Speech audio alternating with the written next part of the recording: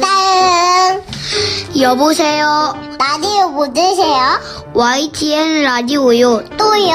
김혜민 PD가 진행하는 YTN 라디오 생생경제요. 우리 엄마가 진행하는 YTN 라디오 생생경제라고 꼭 말해주세요.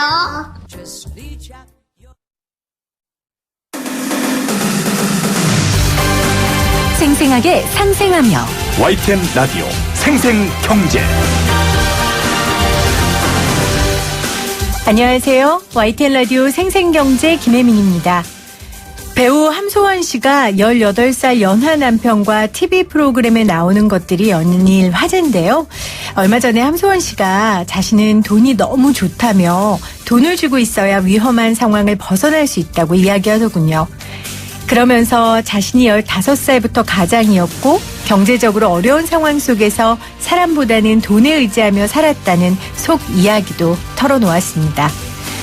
그녀의 지난 시간이 참 마음 아팠는데요. 하지만 자신을 지켜줄 것에 대한 과도한 믿음과 집착은 결국 자신을 해치는 것으로 바뀌게 되죠. 그것이 어디 돈뿐이겠어요? 명예든 신념이든 심지어 사람이든 과하면 독이 되는 것을 보는 요즘입니다. 2019년 10월 11일 YTN 라디오 생생경제 지금 시작합니다.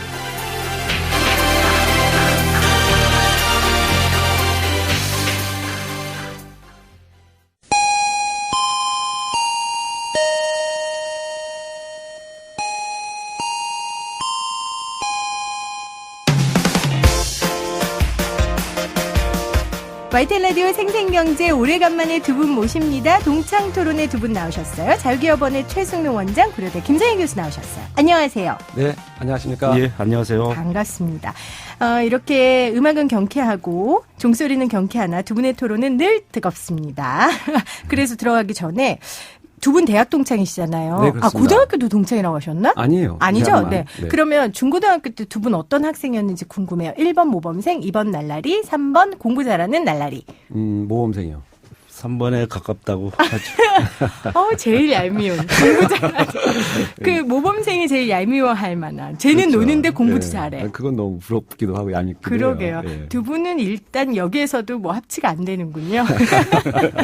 자, 그러면 전직 모범생과 전직 공부 잘하는 날라리 두 분이 펼치는 오늘 이야기, 해야 할 얘기가 많아요. 사실 이 동창 토론은 노동과 기업 주제에 굉장히 특화된 동창 두 분과 함께하는 거라서 저희가 노동 문제에 대한 본질적인 이야기를 하고 싶은데 오늘 또 현안이 터졌습니다. 이 파업 이야기를 안 할 수가 없어요.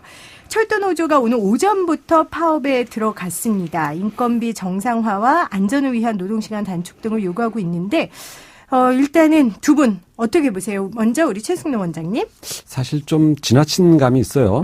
뭐냐면은 요즘 우리 정부가 사실 그 노조 편향적이라는 비판을 받을 정도로 노조의 우호적인 그런 정책이나 법률 등 상당히 노조의 그 활동에 우호적인 환경을 제공해 왔는데 그럼에도 불구하고 이 공공 부분, 공기업 노조의 입장에서 연차 수당, 총인건비 제도, 이게 말이 좀 어려운데 이런 내용을 가지고서 파업까지 하겠다고 나서는 거는 조금 무리한 거 아니냐. 그리고 더구나 지금같이 경제가 상당히 어려워지는 상황에서 인건비, 특히 이제 임금을 더 올리겠다고 요구하는 그런 본격적인 인건비도 아니고 네. 정부가 가지고 있는 인건비, 임금 구조에 관계된 규칙 또는 지침 이런 내용을 문제 삼아서 파업을 하겠다고 하는 거는 사실은 지나친 면이 있다 이렇게 볼 수 있습니다. 김성희 교수님. 예, 제가 전임 사장, 요번 사장 말고 전임 사장 심사를 했었는데. 공공기관이니까. 예, 네, 사장이 들어올 때 심사를 하셔야죠. 임원추천위에서 했을 때 약속한 게 있었는데 하나도 안 지켜졌습니다. 전임 사장이 다른 불명예서 이렇게 퇴진을 하고 그래요. 새로 교체된서 그런 측면도 있는데요. 사실은 철도 노조가 노동 조건 개선만을 위해서 하는 것은 꼭 아니고요. 적정 인원 확보와 적정 노동 시간이라는 것은 철도라는 게 시민의 생명 안전과 관련된 거잖아요. 네. 시민 생명 안전을 제대로 지키기 위해서도 적정한 노동 시간과 적정한 인원이 확보돼야 되는데 인건비 제약 때문에 인원을 안 뽑습니다. 그러면 노동 강도 높아지는 건데 사실은 생명 안전에 심각한 위협을 초래할 수 있는 거죠. 네. 그런 문제를 같이 해결해야 된다. 시민의 발로서 제대로 된 역할을 하기 위한 요구 조건도 같이 있다라는 것. 네. 그것이 노동 조건과 밀접한 문제이기 때문에 파업을 할 수밖에 없었다. 이해한다. 네. 근데 두 분은 지금 우리 최승로 원장님은 지나친 감이 있다. 김성현 교수님은 이해한다 하면서 들었던 근거들이 사실은 예전부터 이런 파업이 있을 때 찬반 논란의 근거로 나왔던 얘기예요. 그 말은 변화된 게 없다라는 얘기인데 제가 딱 하나 특이했던 건 좀 다른 점은 총인건비 제도라는 말은 좀 처음 봤어요. 그래서 이 총인건비 제도가 뭔지 우리 교수님이 먼저 좀 설명을 해 주세요. 예. 공공부문이 방만하게 퍼주기를 하지 않도록 방만 경영을 방지하고 네. 경영 효율화를 한다라는 명분에서 인건비를 일정 수준 이상 올리지 못하도록 하는 제도를 묶어놓고 있는데요. 경영 효율성을 추진한다라는 점에서 좋은 점이 있지만 또 한편으로는 이게 사실 비정규직 차별을 조장하는 측면이 있습니다. 무기계약직 전환 한 사람까지 묶어버리니까 사실은 정규직과 무기계약직, 온전한 정규직은 아니죠. 이 사람들 사이에 또 자회사 소속된 사람 사이에 인건비 격차를 조장하고 내부 갈등을 촉발하는 측면이 있고요. 네. 아까 말씀드렸듯이 적정 인원 확보를 해야 되는데 이 인건비 제약 때문에 인원을 뽑지를 않습니다. 그래서 정원을 채우질 않고 운영되는 대부분의 공공기관이 그렇게 하고 있습니다. 네. 좋은 직장인데 그런 좋은 일자리를 창출해야 되는데 그런 건 안 하고 또 그로 인해서 사실 시민의 생명 안전이 위협받게 되는 그래서 안전 운행을 위한 인원 충원까지 안 되는 이런 문제점들을 가지고 있어서 네. 굉장히 공공기관의 또 효과적인 운영, 효율적인 운영이라는 것과 안전한 그리고 시민에게 서비스를 제대로 한다라는 것이 조화를 이루어야 되는데 후자가 완전히 사상되는 그런 문제점들이 심각하게 노출되고 있다. 이게 언제부터 시행된 거예요? 예전부터 있었고요. 네. IMF 이후 때부터 그렇군요. 본격적으로 기획예산처에 도입한 제도인데요. 네. 그 이전에는 이런 제도 없어도 충분히 명령 체계에 의해서 이루어졌던 군사 독재 시절의 유산이 그랬군요. 이렇게 제도로 변형된 겁니다. 자, 총인건비 제도 이게 매년 기획재정부가 공공기관의 임금 총액을 정하는 제도고요. 노조는 이 총인건비가 비정상적으로 책정돼서 연차 보상이나 정률 수당 등이 지급되지 않는 상황이 반복되고 있다고 주장을 하고 있어요. 김성현 교수님도 같은 말씀을 하셨고요. 우리 최 원장님은 이 총인건비 제도에 대해 어떻게 생각하세요? 누구나 자기 씀씀이에 대해서 예산을 정하잖아요.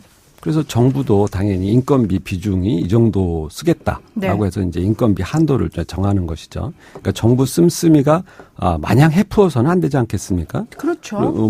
노조의 주장대로 인건비 늘려달라, 사람 더 뽑아달라, 복리후생 늘려달라 이걸 다 들어주면 정부 살림이 노조를 위해서 존재하는 건 아니잖아요. 그러니까 정부가 더 나은 서비스, 정부 서비스, 특히 공기업의 서비스도 효율적으로 쓰려면 이 정도 인건비로 할 수 있겠다라고는 적정 수준의 인건비를 정하는 거예요. 네. 근데 노조가 내 입장에서는 이런 사람도 더 필요하고 저런 사람도 더 필요하고 인건비 더 써라 마라 이런 식의 요구는 물론 노조 입장에서 할 수도 있겠죠. 하지만 그것을 받아들여야 되는 그리고 그걸 받아들였을 때 국민의 부담, 세금 부담이 늘어나는 걸 고려한다면 무조건 이런 것들을 다 받아줘서 늘릴 수 있다? 이건 사실 어느 누구도 그렇게 하질 않아요. 그래서 정부도 똑같습니다. 살림살이 하는 데 있어서 무조건 퍼주고 많이 주고 이게 이렇게 인심 쓰듯이 해서는 안 된다는 것이죠. 그래서 경영의 효율성을 높이면서 국민의 부담을 줄일 수 있는 그러한 적정 한도에 있어서의 인건비 관련된 규정을 가지고 있어야 되는 거예요. 그런데 노조는 그런 관련된 규정 안에서 임금에 대해서 협상을 하고 하는 그런 권리는 갖지만 정부가 가지고 있는 이러한 인건비 관련된 지침 자체를 문제시하면서 노조가 그런 것이 마음에 안 드니까 정부의 지침 자체가 문제야라는 식으로 네. 밀어붙이는 방식 이런 것은 사실 노조가 해서는 안 되는 그런 부분이다 할 수 있죠. 김성현 교수님, 그럼 네. 이 총인건비 제도가 IMF 이후에 시작됐다고 했는데 그러면 이 안에 물가 상승률도 반영되고 예를 들어 사회적인 합의도 반영되고 합니까?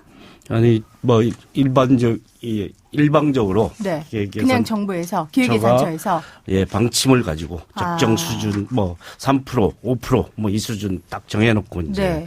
하는 것이죠. 그래서 물가 상승률, 경제 성장률을 합한 수치보다 좀 낮게 항상 책정되기 때문에 뭐 방만 경영을 방지한다는 측면이 있는데 이 프로크로스테스의 침대처럼 아무 조건을 따지지 않고 무조건 일방적인 지침이기 때문에 획일적으로 적용됩니다. 그래서 비정규직 차별 해소나 적정 인원 확보를 통해서 안전한 운행을 장담할 수 있는 그런 노동조건 체계를 갖추는데 저해가 되는 심각한 문제를 오히려 초래하죠. 지금 우리 김성희 교수님은 계속해서 안전에 대한 문제를 지금 초점을 맞추고 계세요. 사실 이 철도노조 파업의 첫 번째의 특징이 이제 공공기관의 파업이라는 거고 두 번째는 국민들의 안전이 굉장히 밀접하게 관련되어 있는 업종이라는 거예요. 그래서 사실 최승로 원장님은 국민의 안전과 관련된 곳인데 이렇게 파업을 하면 안 된다라고 주장하시는 거잖아요. 그렇죠. 노조가 국민의 안전을 생각한다면 파업부터 하겠다고 나서면 안 되는 거죠. 근데 16차례 교섭을 하긴 했었다고 하더라고요. 아니, 근데 그러니까 이제 안 됐다. 우리가 그 노조가 선의를 가지고서 임금을 늘리겠다라는 요구를 결국 관철시키기 위해서 파업의 명분으로 국민의 안전을 얘기하는 거지. 임금을 안 올리겠다고 하면서 국민의 안전을 생각한다. 그러면 이게 파업하겠어요? 서로 양쪽이 원만하게 합의가 돼서 더 국민의 안전을 높이기 위한 합의는 얼마든지 이루어져요. 근데 문제의 포인트는 뭐냐면 임금을 더 달라. 네? 그런데 다른 누군가의 임금을 이런 방식으로 더 올려달라. 뭐 결국은 그 얘기잖아요. 그래서 결국은 이것이 파업으로 가게 되는 것이기 때문에 네. 이것은 국민의 안전과는 무관하고 오히려 국민의 안전을 위협하는 파업이 되는 것이죠. 그럼 임금 인상뿐 아니라 노조에서 주장하는 건 적정 정원 확보 또 연차 사용 같은 휴식권 이런 열차 안정 요소의 필수 요소를 지금 주장하고 있거든요. 그런 거에 대해서 어떻게 생각하세요? 아니 그거는 당연히 경영진이 늘 고민하는 사안이고요. 공기업에도 경영진이 그러한 안전이라든가 경영 효율 그다음에 더 나은 서비스 그러니까 혁신을 위한 고민은 사실 경영진이 충분히 해야 되는 그러한 사안이죠. 그러니까 노조가 그런 것을 대신 물론 하겠다고 나선다면 얼마나 좋겠어요. 하지만 우리나라 노조가 과연 그렇게 경영 효율성을 높이고 안전을 높이기 위해서 나서는 노조인지 한번 좀 자신을 한번 되돌아볼 필요가 있다는 말씀을 하고 싶어요. 노동조합이 아니면 그것을 지켜줄 보루는 없습니다. 사실상 코레일 경영진도 고민은 있겠죠. 그러나 사실은 기획예산 잣대에 의해서 차단되기 때문에 인원 충원을 하고 싶어도 못합니다. 인건비 제약 때문에.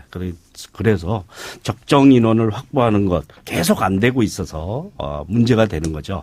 사고는 언제 터질지 모르는데요. 사실 철도에서 사실 많은 사람들이 죽어나갑니다. 외주화해서 비정규직 노동자들이 1년에 몇 차례씩 죽어나가죠. 그래서 이런 문제든 외주화시키고 이러는 건 다 총액 인건비 제약 때문에 생기는 문제이기 때문에 이런 획일적이고 일방적인 잣대가 아니라 경영의 효율성과 안정성을 조화시킬 수 있는 방향으로 신축적으로 적용돼야지 된다라는 점을 얘기할 수 있고요. 파업을 해서 이런 안전의 장치를 마련하겠다라는 것이 중요한 거고요. 다음에 임금 인상 이런 것 때문에 한다는데 우리나라는 임금 인상이라는 명분 없이 파업하면 불법입니다. 다.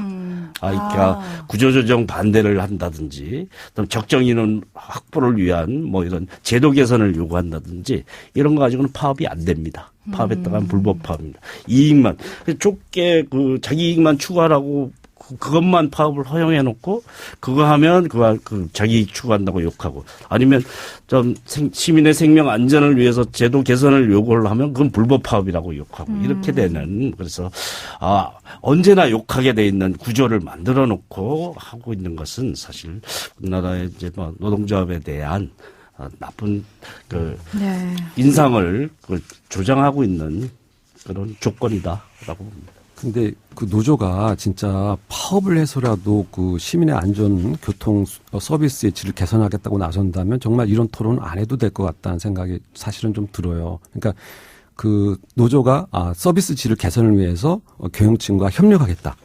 이런 것을 마다할 경영층이 있을까? 그리고 그런 것을 진지하게 고민 안 할 경영층이 있을까? 이거는 사실 어느 나라도 그런 일은 없어요. 그래서 대부분의 네. 합리적인 노조는 그런 방식으로 이루어지죠. 저는 그런 것들은 얼마든지 해도 좋다 하지만 우리 노조가 이 파업이라는 것을 너무 쉽게 무기화하는 거 이거가 이번 사태에서도 드러나는데 이건 굉장히 잘못된 거다. 어느 나라도 이렇게 파업을 수시로 아무 때나 막 가지고 일어나는 거 이건 잘못된 우리나라의 노조 관행이다 이렇게 볼 수가 있습니다. 물론 저도 제 개인적인 생각은 있지만 두 분의 토론에서 제 생각에 대한 이야기는 안 하겠지만 이런 생각은 듭니다. 시민의 안전도 중요하지만 그에 앞서 또 철도 노조원들의 안전도 중요하거든요. 그래서 그 안전에 대해서 경영진이 좀 책임져주고 함께 해나가야 되는 것도 의무잖아요, 원장님. 그럼 당연하죠. 그렇죠. 근데 만약에 그 부분이 안 된다면. 그러니까 그 공무원의 안전이 더 중요합니다. 안전해야지 시민의 안전도 지킬 수 있는 거죠. 그건 너무나 당연한 겁니다. 그래서 그 부분에 대해서 조금 인원도 늘려달라. 그리고 휴식할 수 있는 권리도 좀 해달라라고 지금 주장을 하고 있습니다. 근데 아마 지금 심정적으로 우리 최승로 원장님 말에 동의하시는 분들도 많을 거예요. 왜냐하면 이게 정말 공공기관이고 교통수단과 관련된 파업은 시민들 삶에 직격탄이 오거든요. 그래서 아마 그렇게 이해하시는 분들도 있을 거라고 저도 생각을 합니다. 자, 김성희 교수님한테 한 가지 여쭤볼게요. 아까 우리 최승로 원장님이 이 정권에서 노조에 굉장히 편한 정책들을 펼치고 있다 하는데 사실 진보 그 지식인들은 그런 말 안 하고 있거든요. 지금 문재인 대통령이 공공기관 비정규직의 정규직화 공약 내세웠는데 안 되고 있죠? 이 부분은 어떻게 판단하세요? 노동존중사회에서 노동조합의 권리를 정상화시키겠다라고 했는데 정상화 안 하고 있는 게 많아서 사실 실망하고 있는 경우가 노동자들이 많습니다. 그래서 이 겉으로 비춰보는 것보다 그렇게 실질적으로 잘 하고 있지는 않다. 워낙 우리나라가 반노동적인 정권이 많았기 때문에 그걸 정상화시키는 것 자체도 매우 친노동으로 과장하고 있다라는 점은 꼭 지적해 볼 필요가 있을 거고요. 정규직화 한다고 했는데 사실은 옛날에는 이제 그 기간제 계약직 노동자를 무기계약직으로 전환하는 게 그 정규직화로 포장돼서 이게 제3의 신분을 만든 거잖아요. 그와 비슷하게 요새는 이제 간접고용, 하청, 협력업체 노동자들을 정규직화한다고 했는데 자회사로 보냅니다. 그래서 자회사의 무기계약직이 되거나 이렇게 자회사의 정규직이라고 하지만 예전에 정규직 대비 40% 임금 받는 수준이 그대로 유지되는 체계로 가고 있기 때문에 이게 과거에 짝퉁 정규직화한 거와 비슷한 모양새로 가고 있다라는 점이고. 눈가리과옹이다. 그리고 많은 수가 빠지고 있다. 실질적인 계산이 좀 너무 안 돼도 너무 안 됐다 하는 점에 문제점이 지적되고 있죠. 네. 최승로 원장님, 지금 김소희 교수님이 말씀하신 게 아마 최근에 그 한국도로공사 톨게이트 요금 수납원 분들 문제인 것 같아요. 일단 어제 이거 관련해서 노조와 사측이 정규직 채용을 합의했는데 이게 지금 반쪽짜리다라는 비판도 나오고 있습니다. 왜냐하면 한국노총 소속만 정규직 채용이 됐고 민주노총은 나 이거 안 받아들이겠다. 계속 농성 이어가겠다 하고 있거든요. 어떻게 보세요? 사실 시대의 흐름을 거꾸로 가는 일인데요.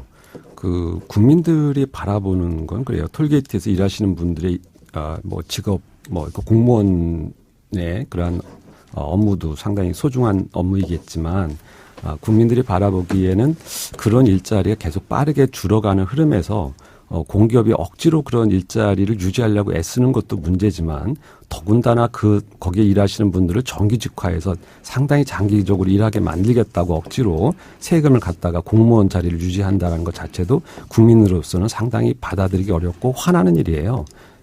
그러니까 일이라고 하는 것이 다른 사람으로부터 존중받아야지 가치가 있는 겁니다. 근데 국민들 대다수 눈높이에서 보기에는 그런 일들은 좀 IT 혁신에 의해서 계속 빠르게 감소될 일이다라고 판단하는 업무를 억지로 정규직화하고 또 억지로 임금을 높여주려고 하고 노조를 위해서 그런 사람들이 또 노조 활동을 할 수 있도록 만들어주는 듯한 그런 흐름, 이런 것은 사실 노조를 위한 정책이지 노동을 위한 정책은 아니다라는 생각이 생각이 들어요. 그래서 노동하기 좋은 나라, 그러니까 일을 하기 좋은 나라를 만드는 것은 얼마든지 찬성을 한다. 하지만 이 노조를 위한 노조 편향적인 정책, 노조가 더 힘을 갖도록 유도해주는 정책, 이런 것들은 저는 상당히 잘못된 정책이 아닌가 싶어요. 김성희 교수님, 예. 이 한국 이번 건요. 한국노총 노동자들만 일단 정규직이 되는 거고 민주노총은 계속 좀 반발하고 있고, 사실 이런 양상은 뭐 두 노조가 같이 많이 보여왔는데 자꾸 이렇게 노노 갈등처럼 이런 문제들이 진행되는 것 같으면 굉장히 안타깝거든요. 어떻게 보세요? 예, 뭐 문재인 정부에서 갈라치기가 여전히 계속 남아 있는데요. 그러니까 대법원 판결입니다. 그러니까 뭐 사실 아까 파업도 헌법상에 걸리고 이게 대법원 판결을 받은 거니까 그걸 전향적으로 해석하면 될 텐데, 최종 판결 받은 사람이 있나, 거기서 조금 넓혀서 1심 판결을 받은 사람까지 2015년 이전 입사자에만 적용이 되고, 민주노총 소속은 대부분 2015년 이후 입사자인데 1심이 진행 중입니다. 그래서 이 사람들에게는 기약이 없다라는 거죠. 나중에 가서 손바닥 뒤집듯 말을 바꿀 수가 있는데 아무런 보장을 하고 있지 않기 때문에, 사실은 뭐 국회에서도 지적이 됐지만 이게 뭐 이번 판결이 대법원 판결까지 확정 판결이 났으면 나머지 사람들도 똑같이 이게 직접 고용해야 되는 대상으로 판결 가능성이 높습니다. 네. 이런 걸 쓸데없이 소송하는 건 이제 그 로펌에, 대형 로펌에 지금 가장 비싼 곳에 하고 있거든요. 사실 도로공사가 예산 낭비하고 있는 거죠. 그래서 이런 걸 하지 말고 전향적으로 해야 된다라는 거고요. 공무원은 아니고 공단의 이제 공사에 지금 비정규직이었다가 정규직 되는 건데요.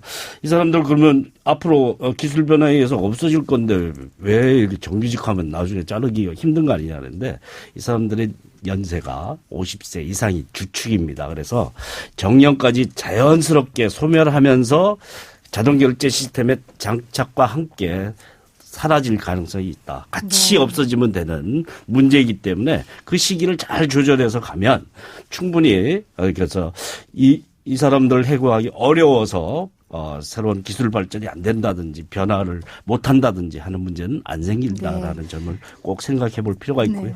자, 이 한국도로공사 톨게이트 융합 요금 수납원 문제가 되게 많은 게 얽혀 있어요. 지금 두 분이 말씀하신 것처럼 변화하는 산업 구조 속에서의 문제도 있고요. 갈라치기라고 하셨나요? 표현? 네, 그것도 문제가 있고, 또 이 공공기관의 뭐 자회사 이 문제도 있고, 그래서 결론은 오늘 다 못합니다. 그래서 이 이야기는 여기서 가름하도록 하고요. YTN 라디오 생생경제, 오늘 오랜만에 동창 토론으로 함께하고 있습니다. 고려대 김성희 교수, 자유기업원 최승로 원장과 함께하고 있습니다. YTN 라디오 생생경제 동창토론으로 함께하고 있는데요. 오늘은 2부에서는 이 나라 이야기를 좀 해보겠습니다. 제가 최근에 기사를 보니까 기사 제목을 그대로 읽을게요. 프랑스 경제가 살아났다. 지지리도 욕먹던 마크롱 대통령 벌떡 일어선 비결이라는 제목이었습니다. 아니 그래도 좀 지지리도 욕먹는이라고 다른 나라 국가 대통령한테 이렇게 표현을 해도 되는지 모르겠는데, 그 이유가 바로 과감한 노동개혁 때문이었다라고 이 신문 기사에서는 말하고 있어요. 두 분의 평가가 궁금합니다. 이 기사에 대해서 먼저 최승로 원장님 어떻게 동의하세요? 지질이라는 표현은 조금 그렇게 적합한 표현은 아니라는 생각이 근데 들어요. 다 맞았잖아요. 네, 맞았죠? 네, 네. 언론인 표현이니까, 네. 제목이니까 그럴 수 네. 있어요. 그런데 이제 내용은 상당히 공감하는 부분은 있어요. 왜냐하면 프랑스가 우리나라처럼 사실 상당 기간 경제적 어려움이 있었어요. 10년 이상 그 사회주의 정책으로 인해서 경제가 침체하고 그러면서 활력을 잃어갔는데, 이번 마크롱 총리의 그러한 그 개혁, 노동 개혁이죠. 네. 노동 개혁이 다른 개혁에 가장 우선하면서도 핵심적이고 근본 첫 단추라고 할 수 있는 개혁의 모든 개혁의 첫 단추라고 할 수 있는 부분인데, 그 부분을 제대로 어느 정도 성공을 시켰다라는 네. 부분에서 상당히 긍정적으로 평가해 볼 만한 부분입니다. 지질이라는 표현은 동의할 수 없지만 네. 이 기사의 전반적인 내용은 동의한다라고 하셨고요. 김성희 교수님은요.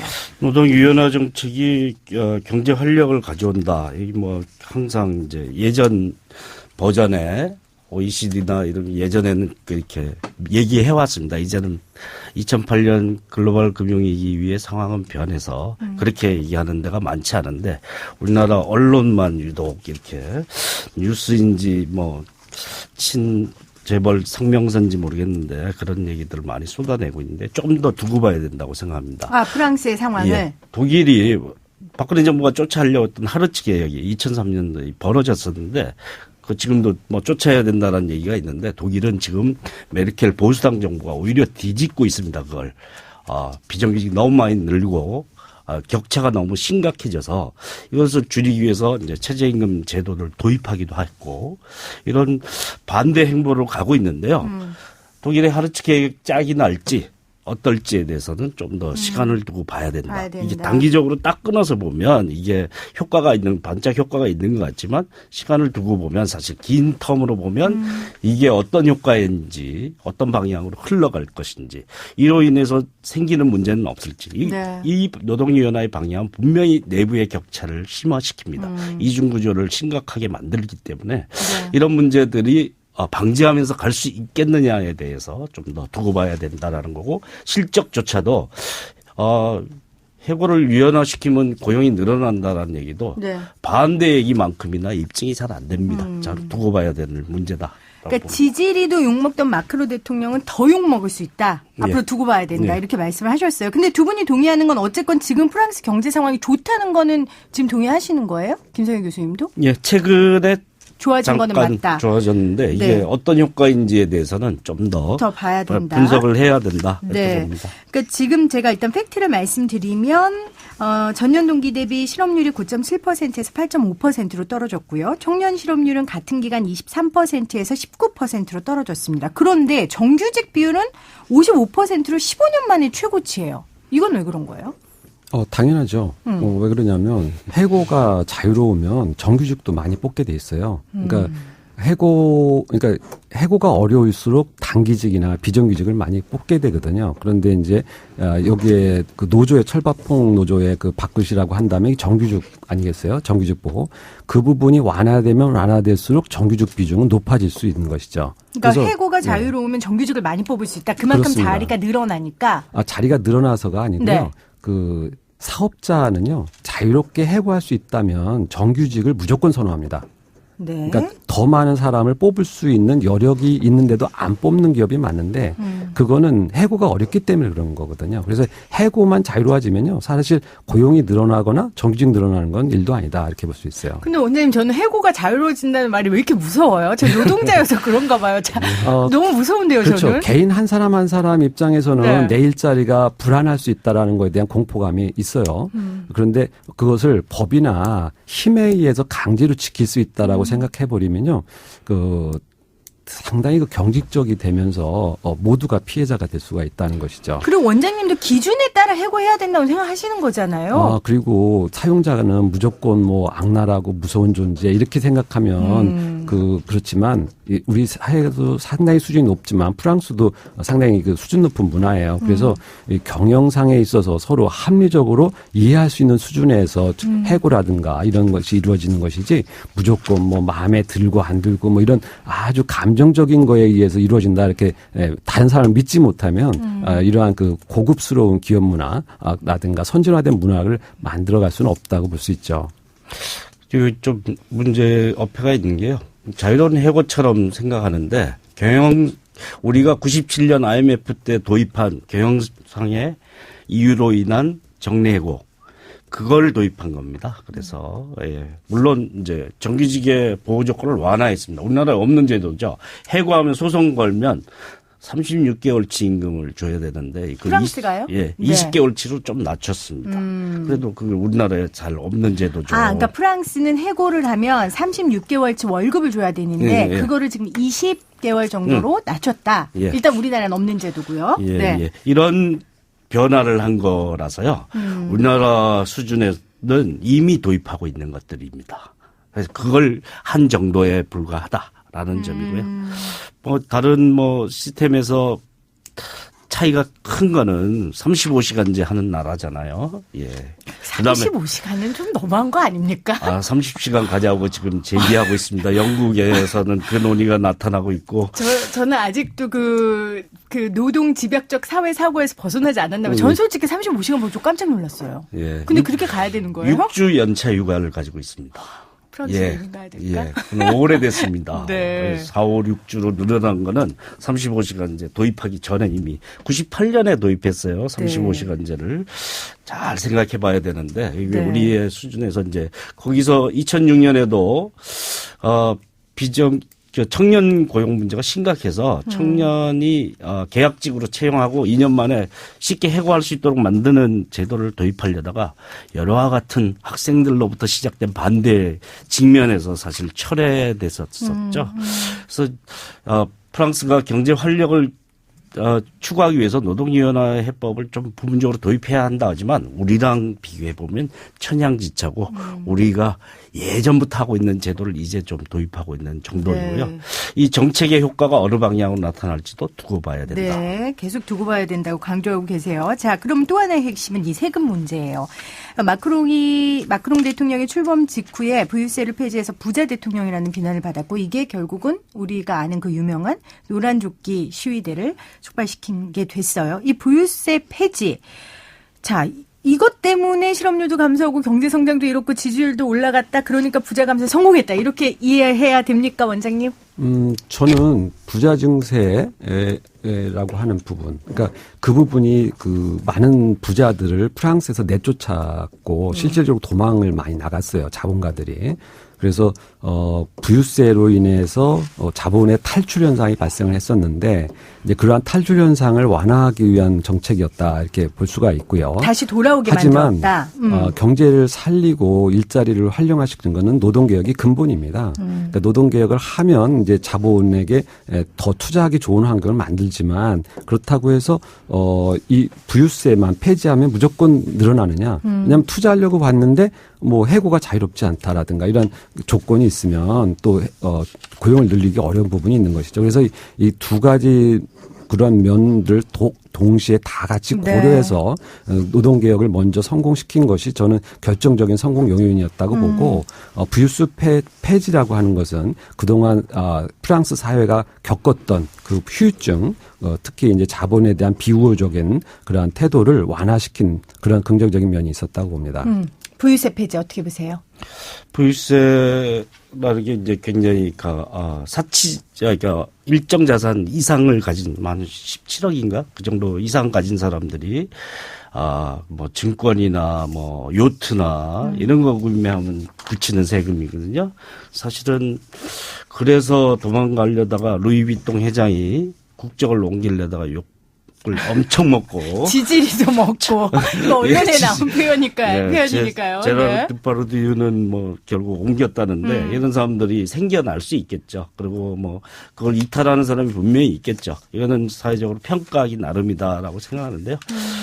자산이 많은 사람이 사치제를 소비하는데 그만큼의 세금을 물리는 게 맞다라고 보는 입장이 뭐 꽤 있으리라고 생각합니다. 네. 이거는 뭐 방향 선택인데요. 사실은 이런 방향으로 가는 게 스웨덴에도 옛날에 뭐 테니스 스타 비에른보르가 그 스웨덴이 워낙 세금이 높으니까 국적 옮겼다가 욕을 먹었던 적이 있는데 이게 예전부터 있었던 일인데 그렇다고 스웨덴 체제가 바뀌었냐?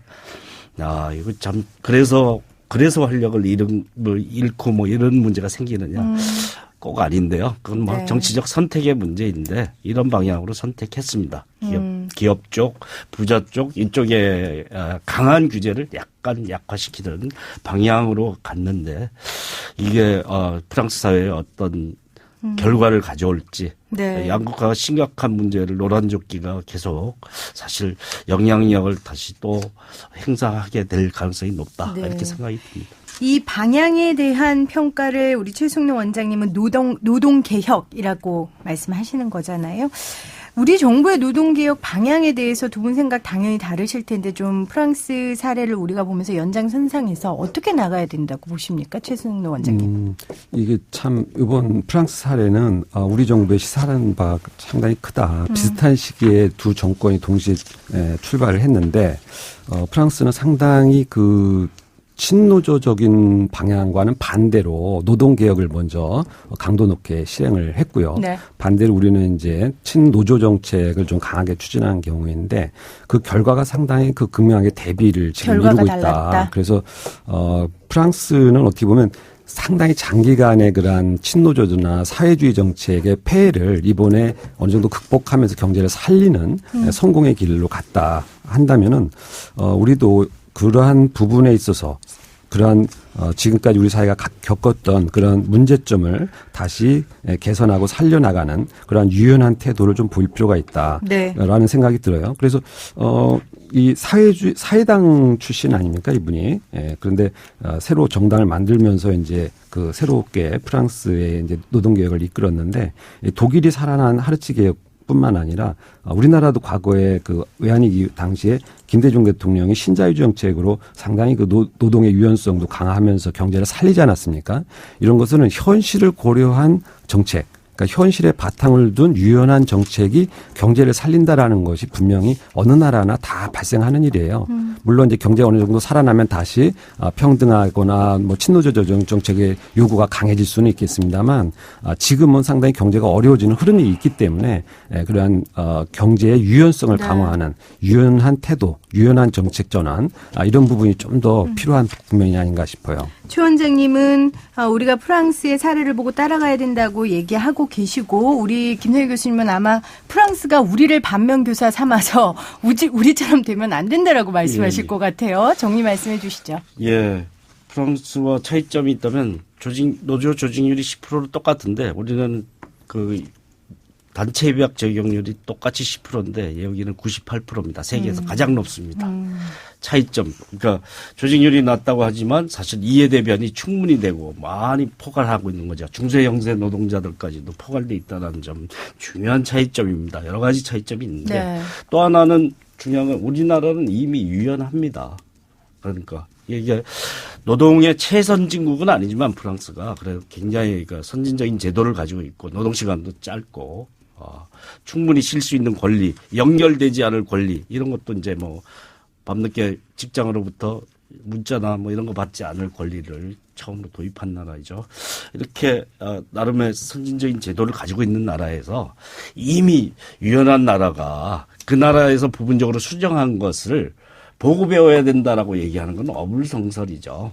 예, 그 언론사들이 이 프랑스와 한국의 그 근원적인 차이점들을 간과해서는 네. 안 된다. 그래서 이미 유연한 나라, 과도하게 유연한 나라가 프랑스가 이런 계획을 했다고 해서 따라가야 된다라고 하면서 여기에 더 얹으면 사실은 극단적인 양극화 사회로 가는 그런 흐름을 네. 제어하지 못하게 될 가능성이 높다. 그렇게 봅니다. 프랑스와 우리나라의 절대적 비교가 일단 어렵다라고 말씀을 하셨고 제가 아까 반면교사 프랑스가 우리를 삼겠다라고 얘기 드린 거는 우리가 IMF 이후에 이제 그런 노동 유연화 정책들을 통해서 지금 빈부격차 또 심해지고 비정규직이 많아졌고 이런 일들을 프랑스가 앞으로 겪을 수도 있을 거라고 경고를 하셨기 때문에 제가 그런 표현을 썼습니다. 자, 오늘 동상 토론 두 분 모시면 하고 싶은 얘기 너무 많은데 노동 관련해서 뉴스가 그렇게들 쏟아져요, 맨날. 그만큼 갈등이 심한 분야가 아닌가 싶습니다. 다음 달에 모셨을 때 또 관련 이야기 나누도록 하겠습니다. 지금까지 자유기업원 최승룡 원장, 고려대 김성희 교수였어요. 고맙습니다. 감사합니다. 감사합니다.